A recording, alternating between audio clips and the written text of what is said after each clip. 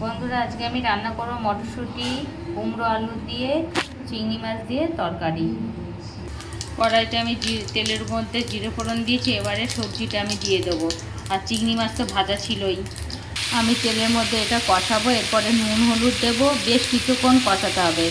আর গ্যাসের আঁচটা একটু বাড়িয়ে রাখলে ভালো হয়। নুন হলুদ দিয়ে দিয়েছি। এবার বেশ কিছুক্ষণ কষাবো। সামান্য একটু চিনি দিয়েছি। চিনি দিয়ে একটু কষাচ্ছি।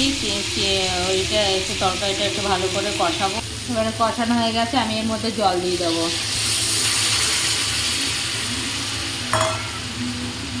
এরপরে ফুটে গেলে চিংড়ি মাছ দিয়ে ঢাকা দিয়ে দেবো। এখন একবার ঢাকা দেবো।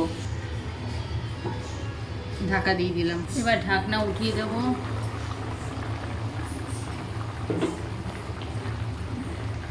চিংড়ি মাছ দিয়ে দিয়েছি, আবার ঢাকা দিয়ে দেবো। আমার মা বলতেন কি, তরকারি টকবক করে না ফুটতে বলে স্বাদই হয় না।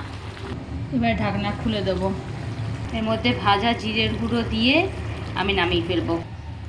চিংড়ি মাছ দিয়ে কুমড়োর তরকারি রেডি। আর এটা খেতেও খুব ভালো লাগে। টাটা। তোমরা সবাই করে খাবে আর কমেন্ট বক্সে অবশ্যই জানাবে। Tata tata.